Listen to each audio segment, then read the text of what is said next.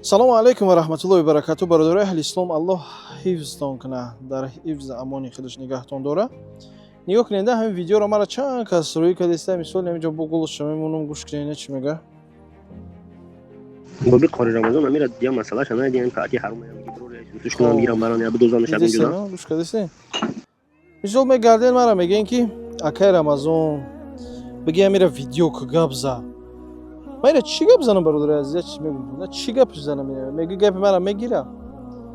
гапи мара ки мегире ё гапи мара намегира. Фақат мо метавонем ки ай мақомот хоҳиш кунем ки ҳамин одам, ҳамин духтар обрӯи миллата мерезона ба ин корош, обрӯи тоҷика. тоҷик гуфта худшам чӯ дар Озарбойҷон буда ки шуда буда бубинависем ки ки мешноса ки медона ира. баъзе вақт мерафта Тоҷикистон меомада, ман комментариёшо хондум, озам ҷо нигоҳ кунед.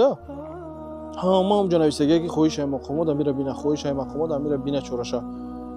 хайна нависен ҳамин мо таги ҳамин комментари мадам нависен мисол ки мисол хоҳиш ай мақомот, мо хоҳиш ай мақомот мекунем ки мисол чораи ҳаминро бинан ҳо накунан ҳамин коршона, о рӯи миллата мерезонан. мисол ҷаноб нигоҳ кунед, мерава мисол рӯз Таиланд рафт, ки ҷо рафт? Таиланд, Моғолистон рафт, Монголия рафт. мисол бинед чӣ гуна мисол пешравиҳо кардеста ҷаноби оли алло баракат шития, чӣ корҳое анҷом додеста. мисол сотрудничество мобайни мисол Моғолистону мисол Тоҷикистон, мисол мерава Америка, мерава ин давлат Хитой, ҳама ҷо рафтеста ки ҳамин Тоҷикистони мо гуфти гапо обод боша, беҳтарин боша, озодӣ боша, ҳама гуфти гапо хушрӯ зиндагӣ кунад, безопасност, ҳама ҳамин чиза ҳамин мардак барои моро кардеста. не ки баъзан хеле мисол занҳо ҳастанд, ака аслан ку дар Тоҷикистони мешид, ман фикр мекунам ки ин аказат мекардан ира, не ки дар Тоҷикистон нестай.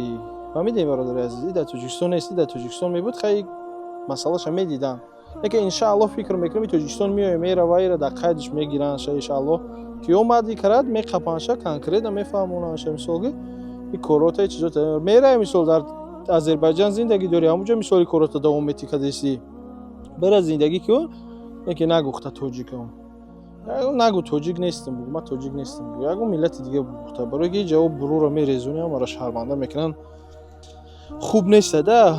ира дига чӣ мегӣ? ман он рӯз ҳадис нақл кардам, гуфтам ки мисол ду гурӯҳ ҳастанд инсоное ки мисол аҳли дузахам. пайғамбар саллаллоҳу алайҳи ва саллам мега мисол яке аз инҳо мисол зане ки мисол ҳамин хе мисол формо, мӯи сар лич, мисол кӯҳони уштурвори дар болои сарашон бастагӣ, яке аз гурӯҳаш ҳамин бӯи ҷаннат ба мошоми инҳо гуфт намерасад, инҳо аҳли дузах мешаванд. гуфт пайғамбар яке аз инҳо ин хеле занҳоанд, мисол либосе дар тан доранд, хеле либосои рави либосам надора, полни ҳуя. ин гапи мара мегирам бародари азиз, фикр кунед, ин гапи моро гӯш намекунанд инҳо уже вообще гузарондагианд, ё ай худоам наметарсанд, аз ҳеч чӣ наметарсанд. инҳо ин зиндагиша ёфтагӣ ҳамин хе мисол ба ҳамин чӣ валлоҳи ку ё пушаймон мешаванд вақте ки мисол аз дунё мезгаранд, не ки ӯ чин баъд дига фоида надора. вақте ки аз дунё инсон мезгара мерава пушаймонӣ мекаша, ягон гуфти гапо суд надора дига. ин не ки ба дили пур мегум пушаймон меша. фаҳмидӣ? пушаймонӣ дар ин дунё бародари азиз нигоҳ кунед ки инсоне ки намоз хон, рӯза гирифт, амалҳои солеҳ кард, ин одам пушаймон намеша барои ин корҳои кардагиш, не ки барои дигар корҳои кардагиш ки анҷом метаҳад. ин хеле корҳое ки кардесай барои ин корҳо 100% пушаймон мешавад. фаҳмидӣ? барои ҳамин эҳтиёт кунем хитона бародари азиз. мара фаъна ман роя кунем, ман видео мекунам, комеш ҳаст нестам, ман мегӯ мезгарам ай пешона, не ки аллоҳи меҳрубон ҳидоят кунашона. фаҳмидӣ? тавфиқшон тия, имоншон тия. вообще замона бовар ка замона ҳамун замона не ки просто инсонҳо дига шидиянд, мардум дига шидагида, худо нохабар, худо бетарс шидагианд. мисол наметарсанд аз аллоҳ субҳанаҳу ва таоло, ҳар коре ки форид карданаш мегирад. шайтон ончунон ғалаба кардагиай мона ки бовар ка сари худам сар кардагӣ то сари худата бародари азиз. ози духтаи сибиста ин духтара шайтон мебина ё аузубиллоҳ тоба мега мегреза. фаҳмидӣ?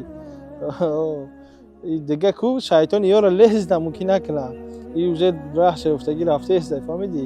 шайтон ҳамон одамои рағам меда ки камтарак қуръонхонанд, намозхонанд, дар раи ростанд, меёрам ёра ин кор мезана. бин ҳамин интереснагиш чия ки шайтон вақте ки инсона айроҳ мезана, мисол ҳамин мезана мега меёрата, мисол ҳамин духтара фалон ка, ҳамин духтара биёр шаҳвата мехизона, ҳамин зиноро мекунӣ ку кора.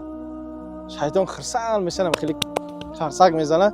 ҳатто бошӣ меси гӯшот хам меша, зиқ мешӣ меги чӣ ба ҳамин кора кардаму як шайтон хирсанд мешавад як як балоеро дар болои сари хизр меорида барои ин кор бо рӯзи қиёматам ку мегарда мега худованда мега ки ман шумо метарсем аллоҳ субҳанаҳу таолоро ин бандат хидш кард мега ман иро ҳеҷ нагуфтам мега бо айби ту мекунам фаҳмидӣ барои ҳамин дунё ка дунёе несте ки муҳаббат бандем бозичаест тифлфиреб ин матои даҳр мега шоир ҳамин дунё мисли мега бозичаеда мисли кӯдакҳо чӣ хеланд ку як бозичаро мебинанд меянд дар гирдаш мешинанд бозӣ мекунанд безор мешаванд ҳамин бозича таркш мекунанд мераванд правильно дигар намефурӯшонанд ин бозика балки бозӣ кард безор шид мерава дигар интерес ашест ҳамин дунё ҳам ҳамун хелай мисол бозӣ мекунем ҳар рӯз дунёро падр мегем мерем баъд уҷа пушаймон мешему барои ҳамин аллоҳ ҳамон тавфиқ диҳа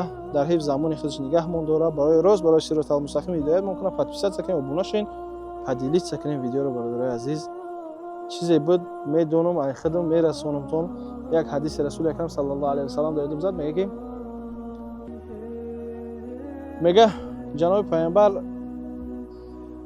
як ҳадиса як оятай мега агар медонӣ мега ба мардум бирасонаш мегада агарчанде ки олимам набошем мо мисол ман не домулоем не олимам не мулоем не қорием ягум ҳоҷием ҳеҷ нест ман обична я инсонам просто ҳамин чизоро ҳам кам китобода мебинем мехонем ё гӯш мекунем пайғамбар саллаллоҳу алайҳи васалам дар ҳадис мега агар як ояте як ҳадисе мега донистӣ медонӣ мега ба мардум бирасон фаҳмидӣ барои мо ҳам чиза мебинем медонем чизе ахир мо мерасонем то мегем мисол бародари азиз накунем фаҳмидӣ ҳамин кор дуруст нест ин корш ихелай тамом дигар гуфти гапо ҳадафи мо ҳамия дигар ягум чиз нест.